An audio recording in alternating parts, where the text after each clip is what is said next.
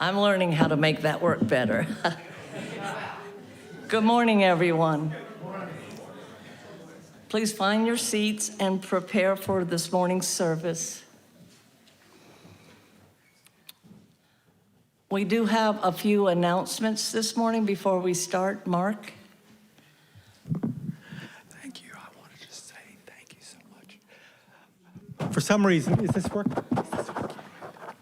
Yeah. Good morning. My name is Mark Drews, and I wanted.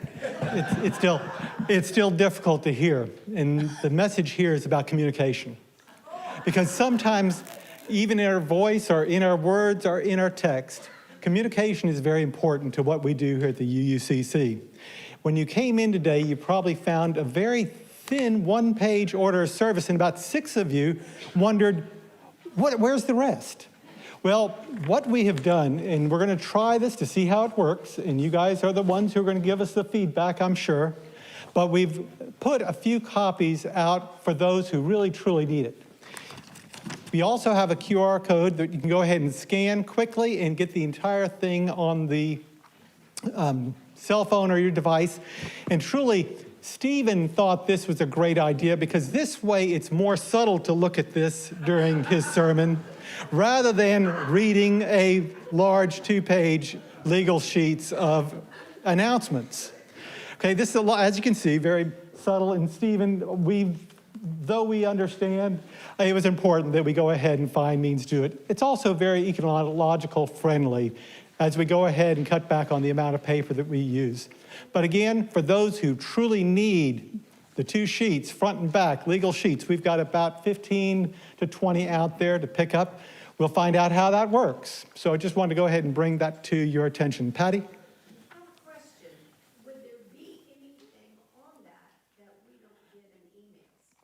No, everything that's on this is just the same thing that you receive on Thursday afternoon. So it is a lot of duplicate information, okay?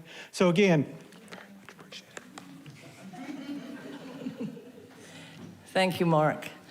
There are 2 more. I know people last week found these envelopes that say UUSCGAYT. Every year in November, we have a month for gathering money to send to the Unitarian Universalist Service Committee. And that committee works with people all around the world to help promote human rights. They always pick 4 people that they honor, and there are sheets about these people back at the table that says guest at your table. So we encourage you to consider having an offering for them. We do this, you'll find these every Sunday in November. And then what we get, we send over to the service committee. So thank you for that. You will also, when you go back in the back, see that we now have a Christmas tree up, and it has ornaments, thanks to Laura Hartwig. And we, this year, have 2 families, both single mothers. One family has 4 children, the other one has 3, and we have 2 elderly adults. And what you do is, if you're new here and you're willing to buy a gift, you take it off the tree, you sign your name on a paper where they are, and then all gifts have to be delivered no later than December 16th.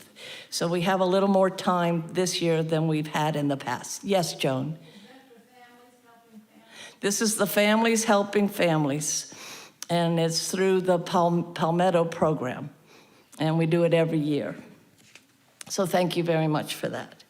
So now, welcome to the Unitarian Universalist Congregation of Columbia.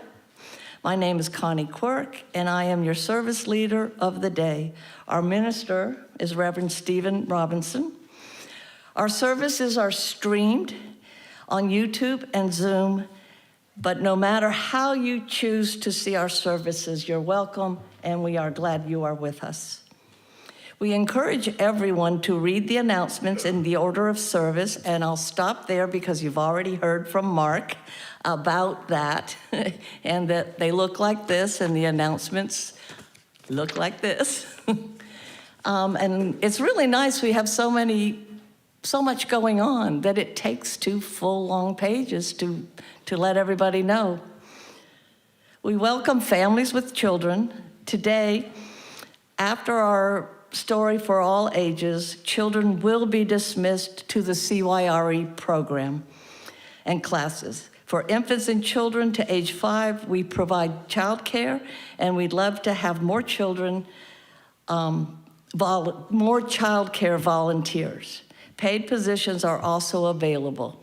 To be a volunteer, please see Bethany Storlazzi or Jonathan White. Today's flowers are given by Linda Brennison, and if you notice, they're red, white, and blue because they're in honor of Veterans Day and all our veterans around the country, around the world. And now, please silence all devices as we center ourselves for today's service and listen to the prelude. I'm pleased this morning to introduce our guest musician. Ryan Shaw is an Indian classical drummer from South Carolina. He began learning drums and tabla at an early age, and he has studied under Prahlad Khatri, Ustad Sabir Khan, and Dr. Pranab Kumar Das of Farrukhabad and Banaras Gharanas. He spent 20 years living in Northeast India, performing in studio and concert there, as well as in Canada, Nepal, and in the USA. More of Ryan's music and more about him can be found on his website, 9, that's the number 9, 9andmusic.com. Welcome, Ryan.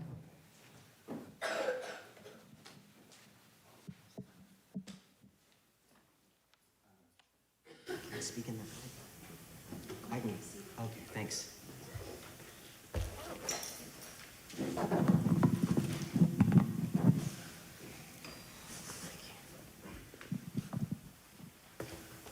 Thanks.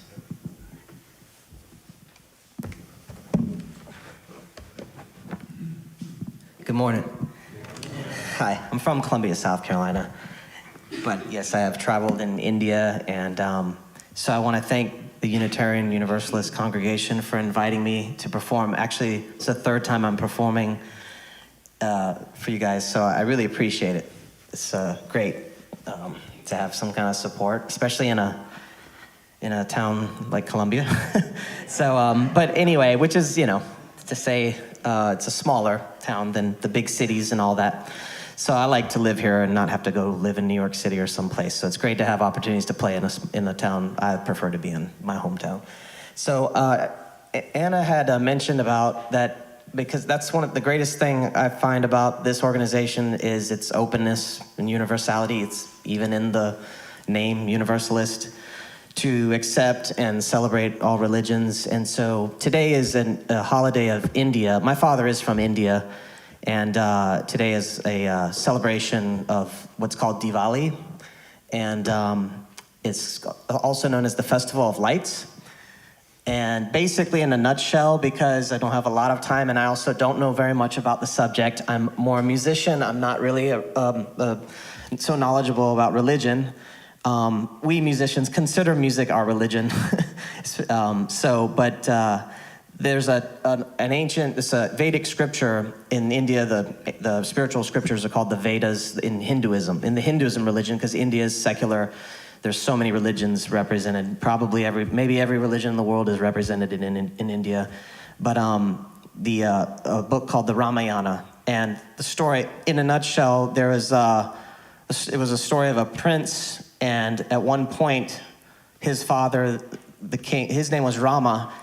His father had to banish him for 14 years away from the kingdom. He had to go live in the forest with his wife because he had already been married. His wife and his brother joined him because the king's wife, the queen, who was actually Rama's stepmother, not biological mother, she wanted her son to become king.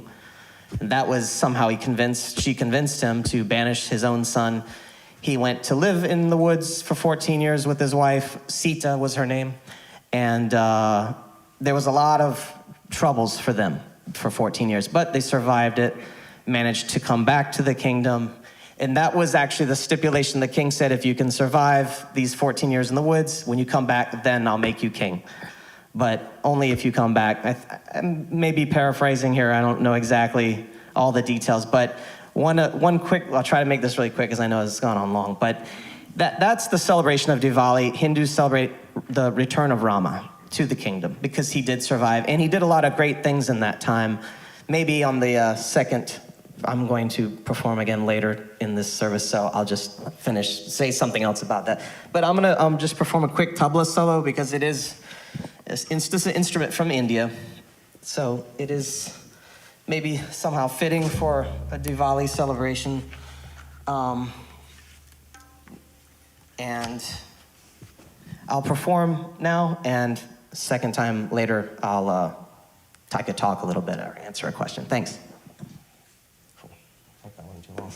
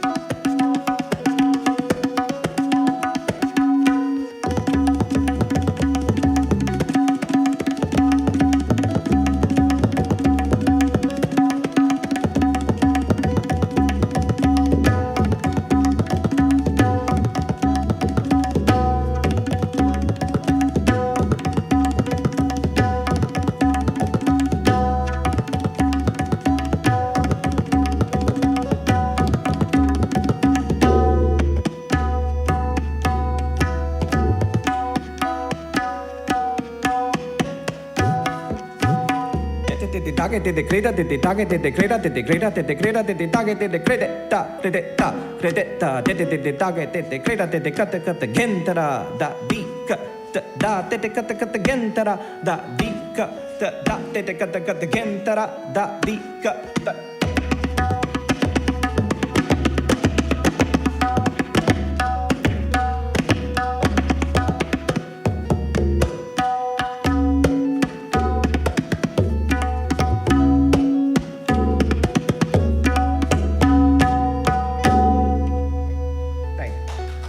Thank you.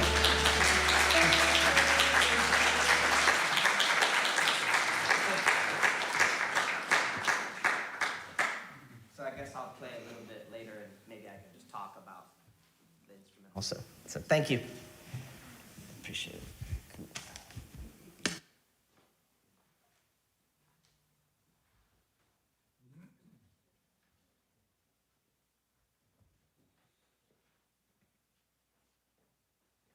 Thank you, Ryan Shaw. We look forward to hearing you again later on in the service.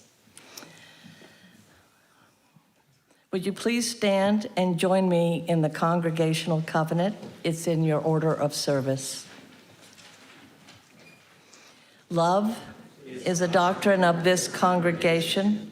The quest for truth is its sacrament, and service is its prayer. We dwell together in peace, to seek knowledge and freedom, to serve others in community. Thus do we covenant with one another. Thank you. Be seated. Unitarian Universalist is a diverse and non-creedal religion. Our community is based on deeds, not creeds. We are a covenant religion, which means that we don't have to believe the same in order to treat each other with respect, equity, compassion, and dignity. We side with love, embracing and welcoming all people. Our board of members and community chairs welcome your questions and comments. Board members may be recognized with their green name tags. Now we would like to recognize any guests or visitors who are here today. So visitors, please wait for the microphone to come around. Then please rise and share with us your name and where you are from. If you have guests with you, please feel free to introduce them.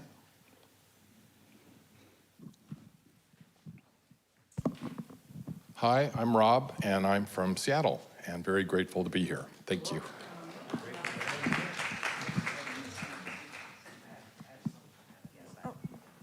I know you all already heard from me, but I do have a guest. I brought my friend Jeremy Miller sitting over there. He's a great singer, also gospel music singer, so I just wanted to say that. Yeah.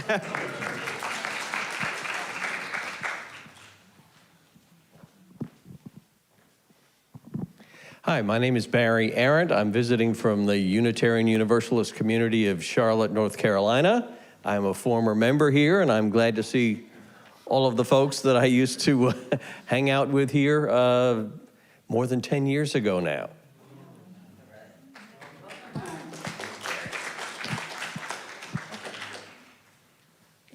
Oh, right here.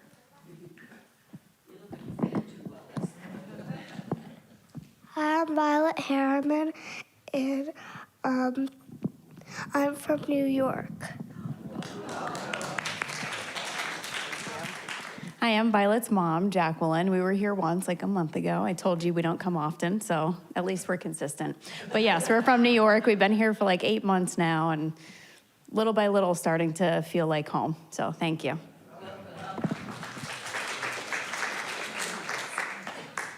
Anybody else?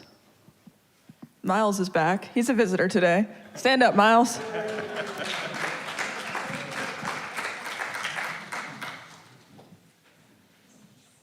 You're making me do that while I was sweaty, Tom. All right, thank you, Abigail. Abigail will call you out. I just walked the mic around, and Emilio, we're nice about it. She will hand it to you. All right, thank you, Abigail, for doing that. And thank you all for introducing yourselves. Our chalice lighting, to begin our service today, we have Matthew Donahue that's coming up to represent a group of folks that are several members of our congregation, but also just kind of recognizing the day yesterday.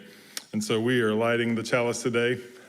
Matthew is our chalice lighter and representing all of our veterans, those who contributed their lives, their time, their energy, their efforts, and of course, many have contributed their lives to the work. And so thank you for your good work. Spirit of light and life, come unto us.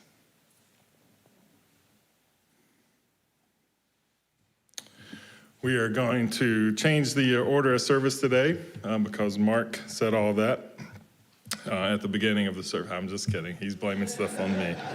We're going to, Anna and I talked, we're going to move past the opening hymn into the opening words. And so I want to share those. It is a poem entitled, A Tale of Light. In the heart of autumn's gentle breeze, a festival of light and joy we seize. Diwali's glow, a radiant display, chasing darkness, lighting up our way. A symphony of colors, a grand parade, with lamps and diyas, our paths are laid. In every home, a warm and welcome sight, as we celebrate this festival of light. The sky adorned with fireworks so bright, illuminating the ebony canvas of night. A burst of splendor like stars that gleam in celebration of a cherished dream. Families gather, love and laughter shared, sweets and treats, a feast for those who cared. A time for forgiveness, for hope anew, Diwali's message to the world we construe. Goddess Lakshmi, with grace she arrives, bringing prosperity to our humble lives. We light the way to invite her in, hoping her blessings will cleanse our sin. The triumph of good over evil proclaimed, in tales of old our heritage named, Diwali's story, a timeless ode to values, virtues, and a righteous road. So let us rejoice, in unity we stand, hand in hand across the land. Diwali, a festival of love and grace, a radiant smile on each and every face. In this festival of light so grand, let's spread happiness across the land. Diwali's magic in our hearts does dwell, a tale of light we are here to tell.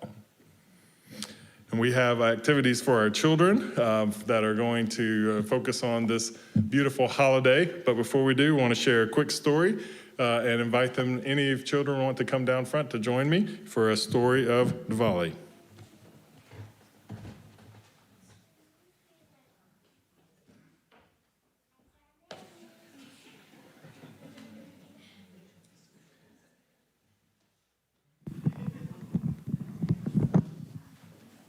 Good morning. We have some fun activities planned for you in the back, so hopefully you enjoy this celebration of Diwali. We're going to read a little bit of this book just to kind of introduce you to the day, and I'm actually let you all, somebody take it back with you as you go, all right? And you can kind of finish it back there. But it's beautifully painted and describes a little bit of this wonderful festival. So you can see that. What do you see? A festival of what? A festival of light. That's exactly right. And we have a beautiful candle here that Ryan lit as well, in addition to our chalice. Did you enjoy the drums? The tabla? All right, let's read a little bit about this day. Diwali is a movable holiday, usually falling in mid-autumn, in late October or early November.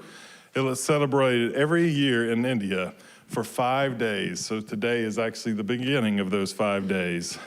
The date of Diwali is determined by the Hindu calendar, according to which the month begins just after the full moon. So that's an image of the calendar. Everybody see that?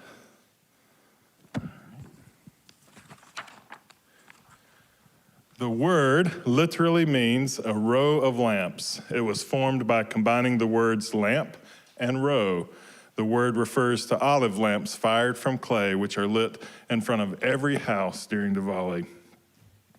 The lamps symbolize the victory of light over darkness, good over evil. This is the main theme of the entire celebration. So you can see an example of those lamps in the book. You can also look above me up here, see an example of one of those lamps. Diwali is one of the most important traditional and joyous holidays celebrated in India. Every year it is celebrated on a grand scale, and during the celebration there are numerous cultural events, prayers, dances, preparing and eating meals together. Everyone spends this period with family and friends, and it's very common for loved ones to give each other gifts and sweets. The setting of the festival is enhanced by fireworks and floral decorations. Diwali is also a time of great shopping for people in India. You have to get new clothes, right, for Diwali. That's right. All right. And that's what I'm going to share from this. The rest of this book goes into a little bit of the history that you all can enjoy in the back. So thank you for coming down and learning about this beautiful holiday. And we look forward to the activities that you have planned back there. Anna is going to sing us out. Learn your lessons well, my children. Seek your truth in the wide unknown. Love each other, work together, and search for wisdom and happiness.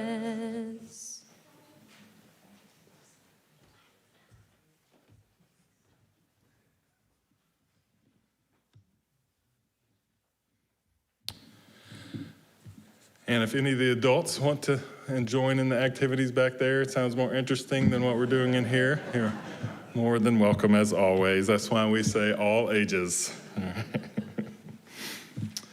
This time we move to a point in our service of lighting our candles of community, where we celebrate the joys with each other, but also share the burdens of the concerns that are on our hearts. So if you have a joy or concern that you would like to share this morning, please come forward and share it briefly and place your candle here.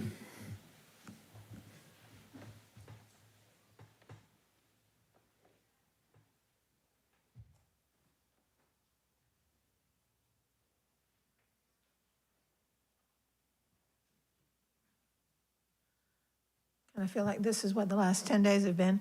I'm lighting this candle for Andy Hendon. Was a member of this church for many years. And he passed away a week ago Thursday. I meant to come last week, but I'm pretty sure I overslept. But this is for Andy. He loved this church. And so this is for him. Thank you.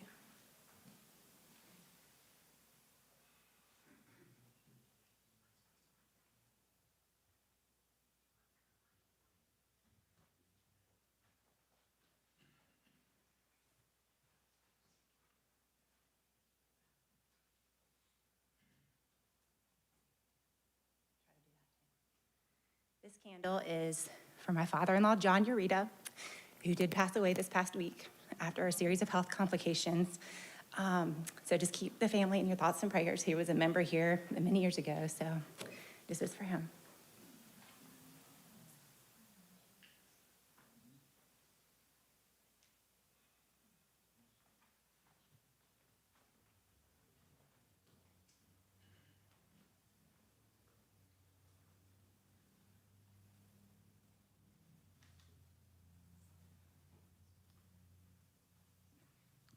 This is sort of a two-part, good news, bad news. First, bad news.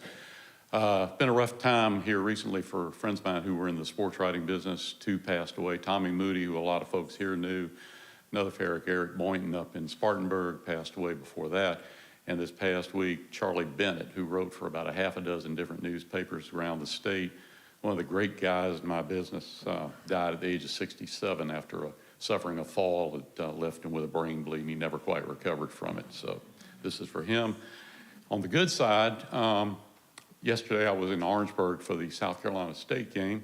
Whole class, not classmate, but schoolmate, Buddy Pugh, is in his last season after 22 years as the coach down there. He's the winningest coach of all time and just one of the great people I know. So this is for Buddy as well.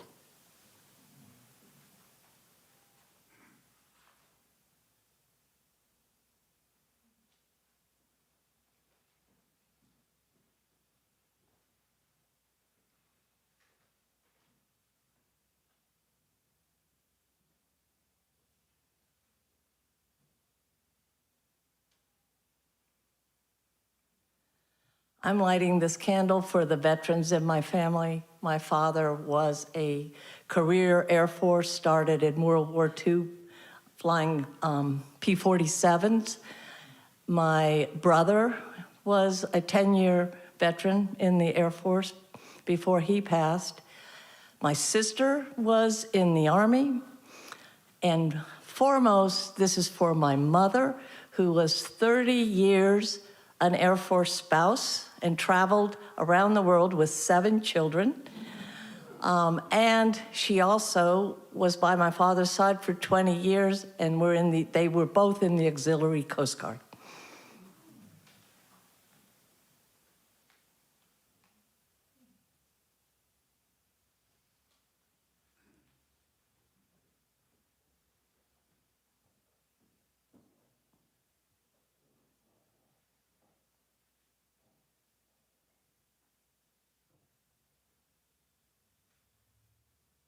This is definitely a candle of joy, happiness, satisfaction about a trip that I recently completed. I rounded up my daughters and we went to Europe. It was the kind of thing that an old guy my age might do in the knowledge that there probably weren't going to be that many more chances to do it. So we went to Europe, we rode the trains through Germany, the Czech Republic, Poland, and France, had wonderful food, sightseeing, and bonding, which was the point of it all. The old man and his girls really got back together in a deep sense again.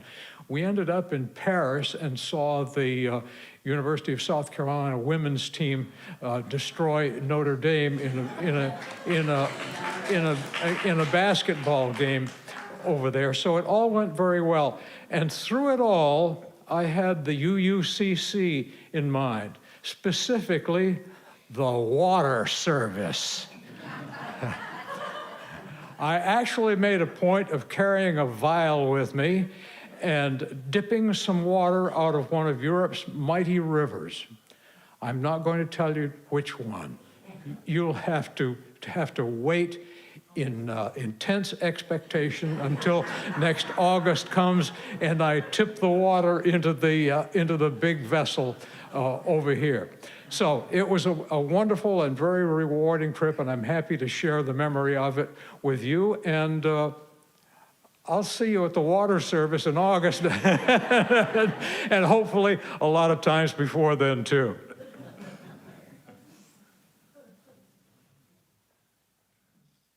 Say, Joe, that's like a year away, so if you say, I'll see you at the water. Well, I'm sure people are going to have it. It's true. The USC women's basketball team, surely the triumph of good over evil, right? Is that how these folks here experience it, at least? The last candle we light today are for the joys that we're holding in our hearts silently, as well as those concerns.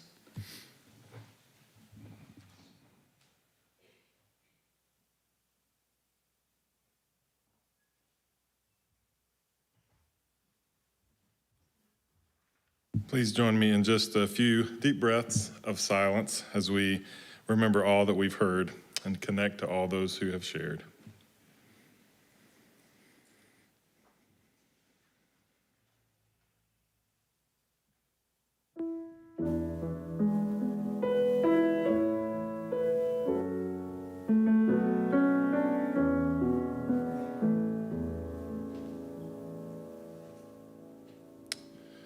As we prepare for our offering this morning, remember that our Share the Plate recipient this month is Harvest Hope, and so use that opportunity this month to connect to them and provide and that share the plate. Anna is going to introduce once again our offertory, and then with that, I invite our ushers to come.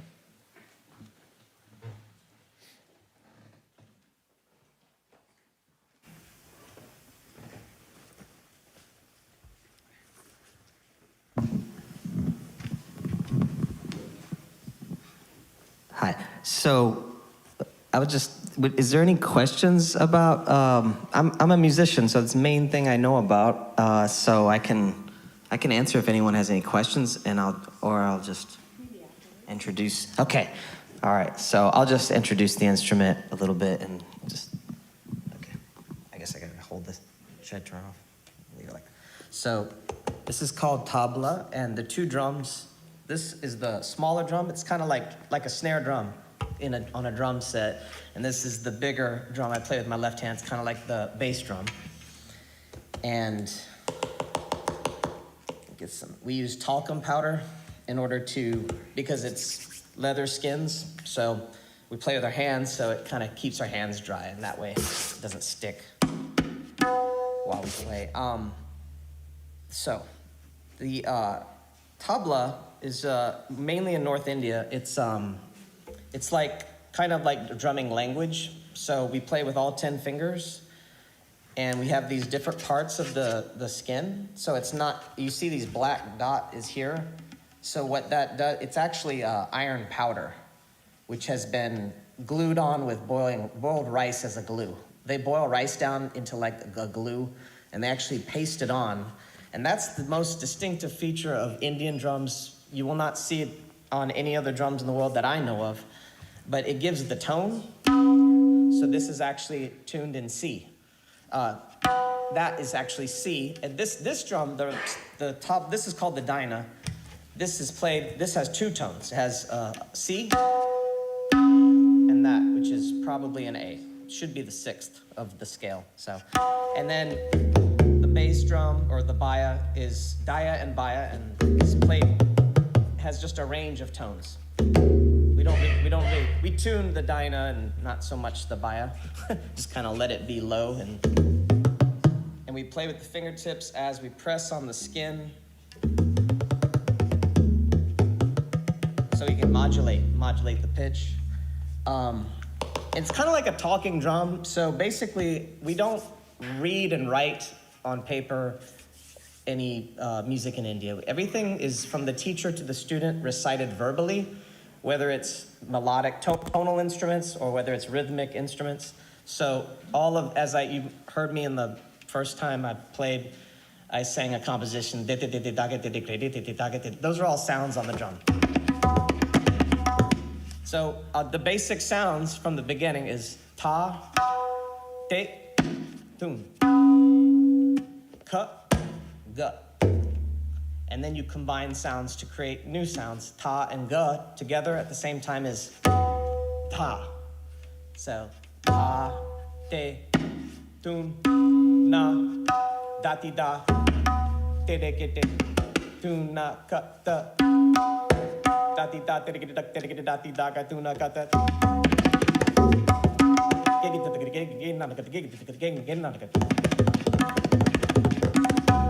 So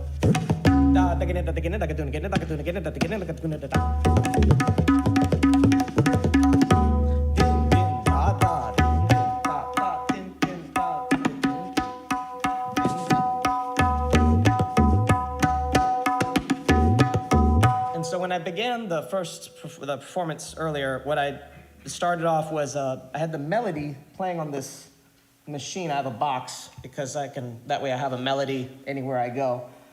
And that was going, and this is in 16 beats. So we don't think of, if anyone here plays music, if you've heard of 4/4 or 2/4, I know Anna knows exactly what that is, 3/4. So we don't divide a time cycle into, we don't designate the, sorry about this, it's kind of annoying. We don't designate, the pulse a given value of time. We just say it's a beat. So 16 beats means just 16 beats. And then we compose, hopefully poetry on those in those time cycles. So, like for example, if this is going, 16 beats.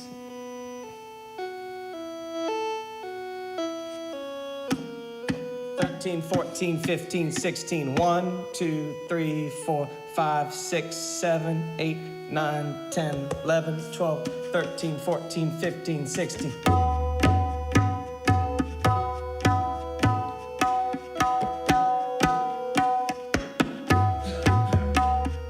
So that is a bass rhythm, like a theme that I will return to, and that's what I did. I started off with, it's called Teen Tal is the name. Tal means a time cycle, basically, and it's a composition within any time cycle. So if this is 16 beats, Teen Tal is specifically da, din, din, da, din, din, ta, ta, din, din, ta, din, din, da. So that was one round of Teen Tal. And then I did compositions in between. So the first one I played was da te te da te te da da te te da ge tu na ka ta ta te te da te te da da te te da ge tu na ka ta ta te te da te te da da. So maybe you remember me doing that. Then I played it in double time.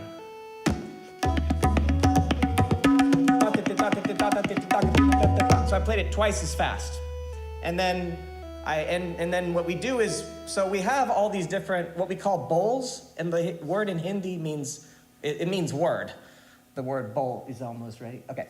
Anyway, basically, so that was what I did. I played a series of different words, and then I played them in single, then double time, like that. And I wanted to, take some moment to explain it, because rather than just perform, but I thought it would be nice to perform first. So, but anyway, if anyone has any questions, you can email me on my website, and I do teach, and all right. So thanks a lot for letting me share with you guys. All right, thanks. Thanks. Thank you. Thank you. Thanks a lot. Appreciate it. Here's the mic. And you're available afterwards to sure. for questions. Yeah, absolutely. And, may even could people join you down here afterwards? Yeah, that'd be great. It'd be great for questions. So, all right, thank you so much, Ryan, for being here. Receive our offering today, a symbol of our commitment to our good work.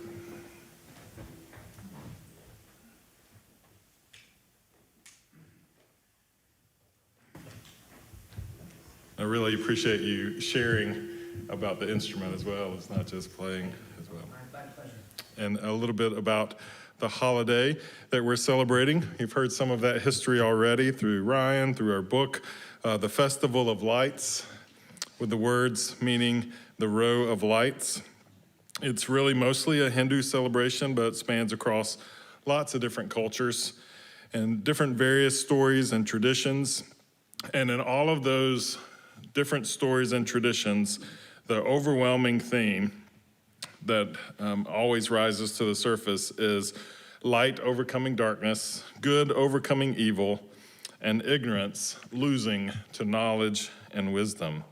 As we shared during the children's time, it doesn't fall at the same time every year, but it's based more on the Hindu lunar calendar. And what's important about that is oftentimes on Sunday, when we are focusing on a different religious tradition or festival, we are maybe looking out into the week and saying, next Tuesday or next Wednesday, you'll have an opportunity to listen to that, where today is actually the beginning of the 5-day festival. So, yep.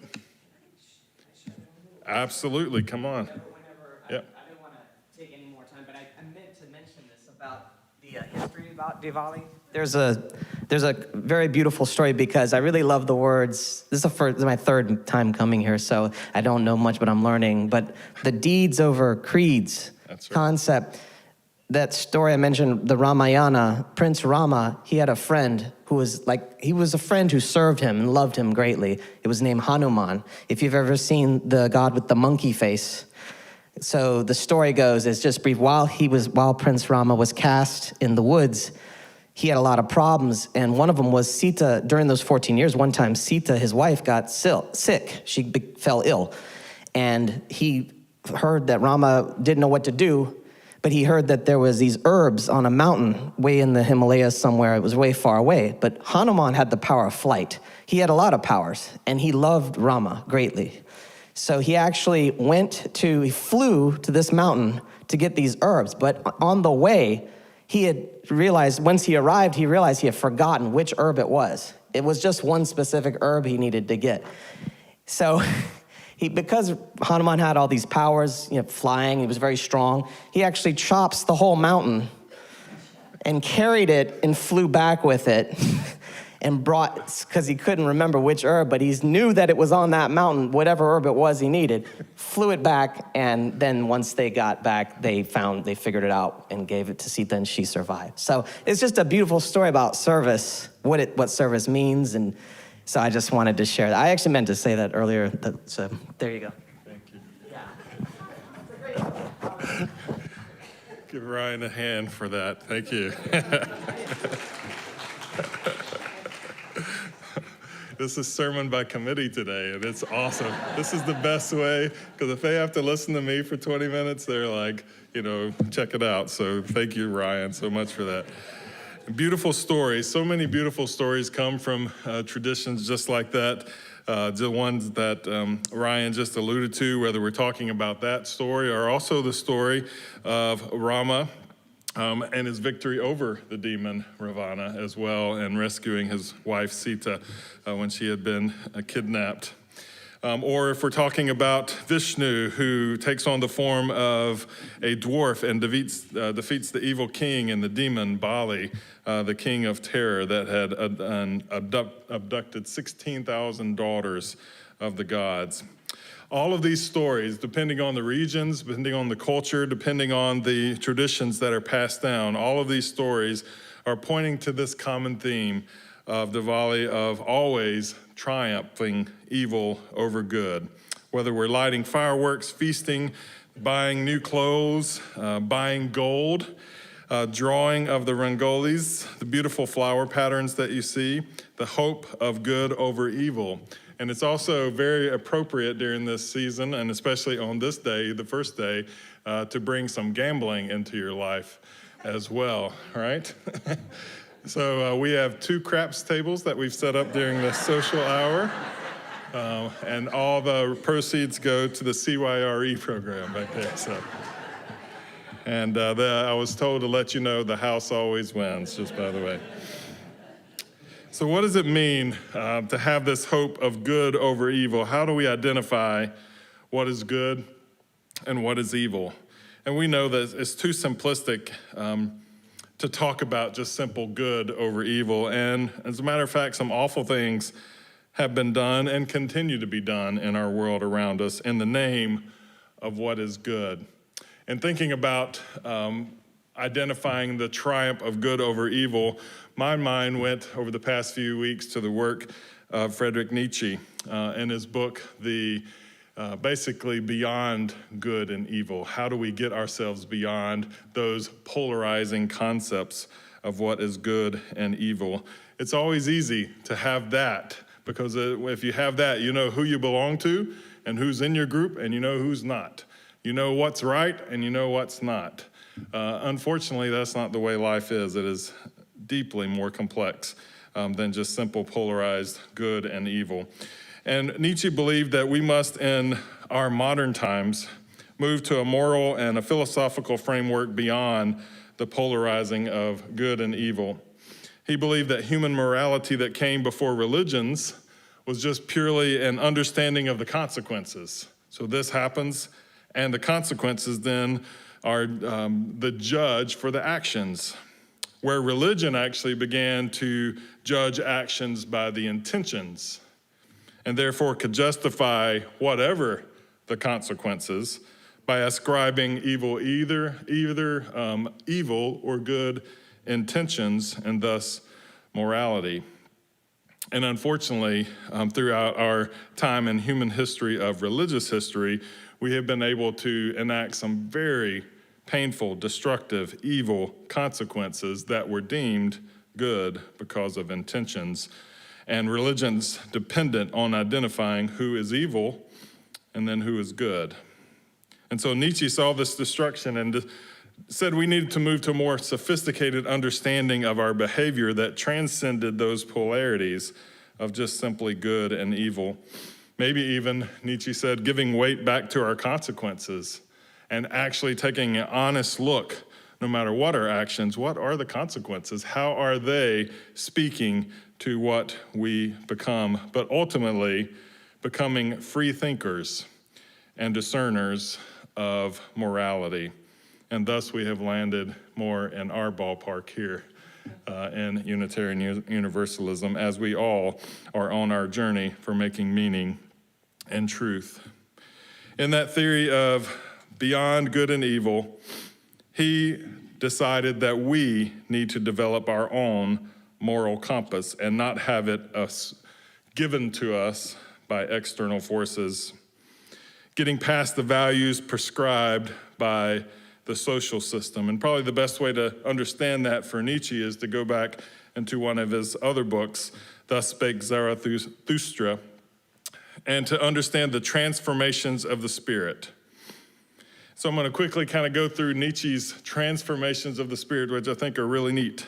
The first stage is the spirit of the camel. The camel is the beast of burden and is told what to do.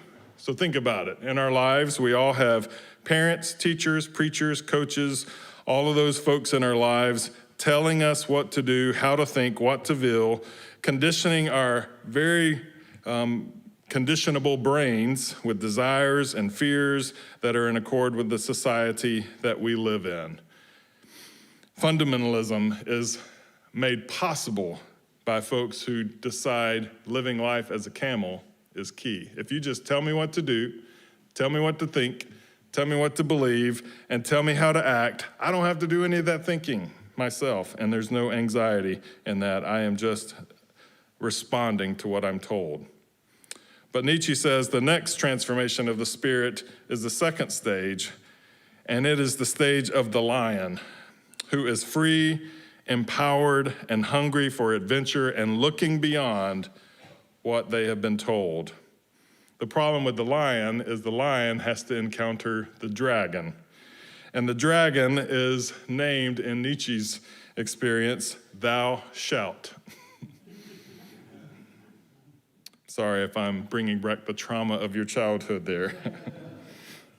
But the lion has to battle this dragon over and over again. Every time I reach outside my experience and what I've been told is my social condition, I get the thou shalt dragon pushing me back.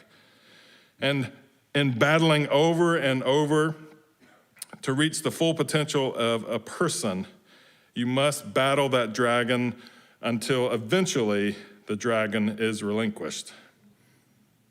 And when the dragon is relinquished, the lion looks the dragon in the eyes and says, this is it. Either I go or you go. Either thou shalt, that keeps me in line, wins, or I choose to be myself.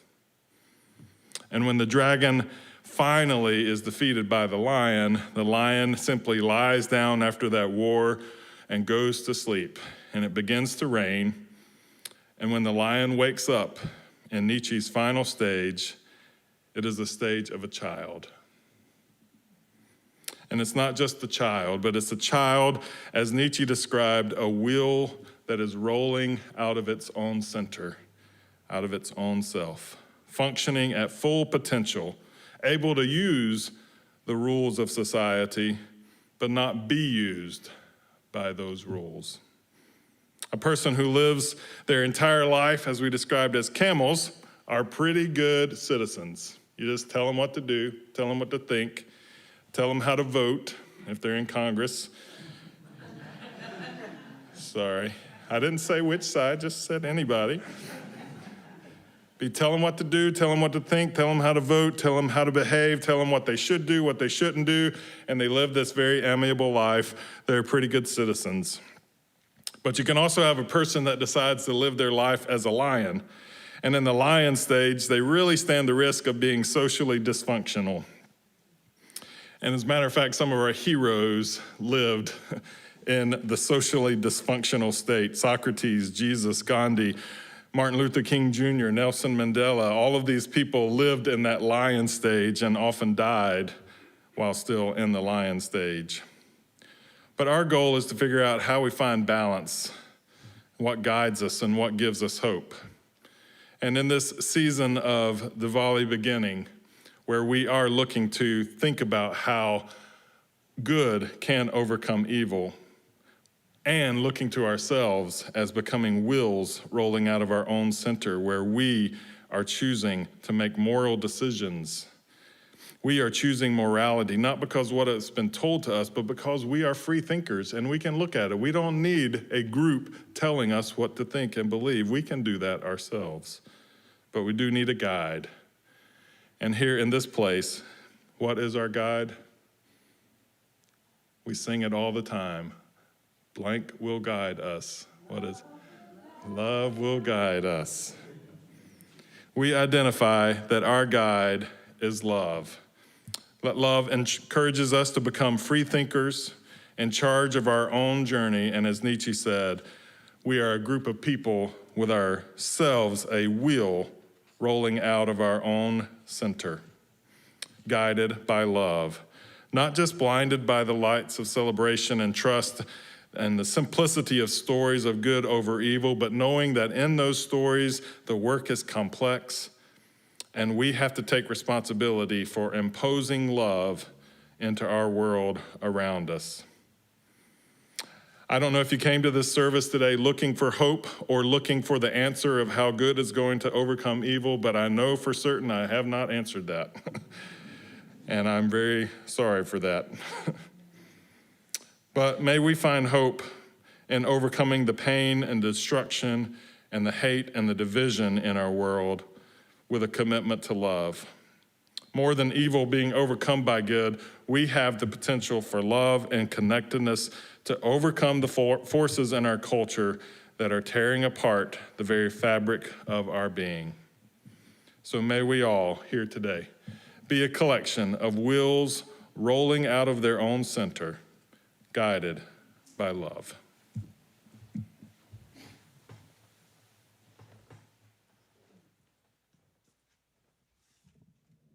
I invite you to join in singing our closing hymn, number 346, Come Sing a Song with Me.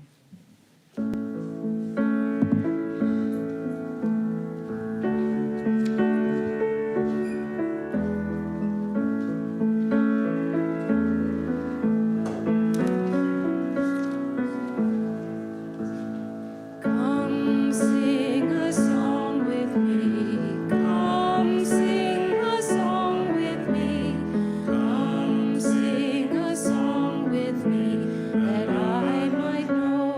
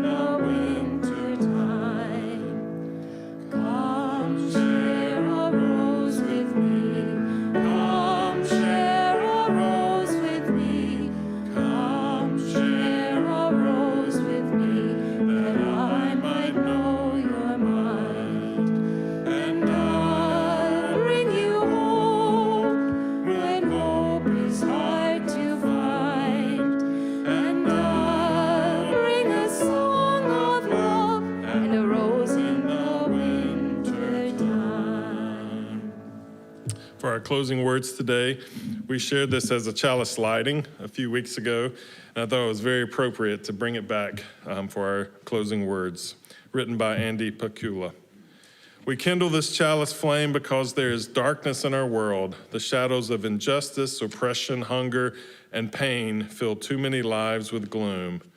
So this flame, not because it vanquishes all darkness, but because it is a start. Because rather than condemn the dark, we have chosen to bring light. Please join me in our congregational benediction. May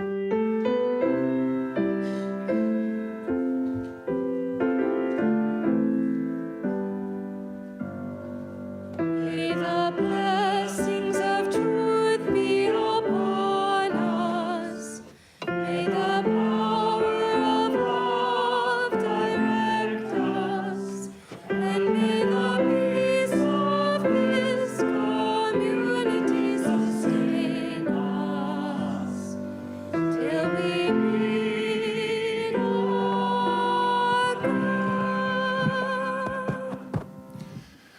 Thank you for being a part of this service today, and a huge, huge thanks to Ryan for sharing not just music, but yourself with us, your passion. And I know that a lot of people want to be able to talk to you and have questions and probably hear you play some more if you're willing to. So thank you so much for being here, and for Anna for arranging for Ryan to be here and sharing him with us today. Sorry that I had to interrupt all that with a sermon. If you could stand where I was, as soon as the word Nietzsche came out of my mouth, they were like, "Can Ryan talk some more?"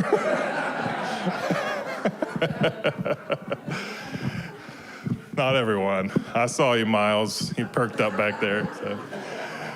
For those guests here today, please stick around. We hope you have an opportunity to get to know us as we get to know you. And for everyone else, thank you all for being a part of our service.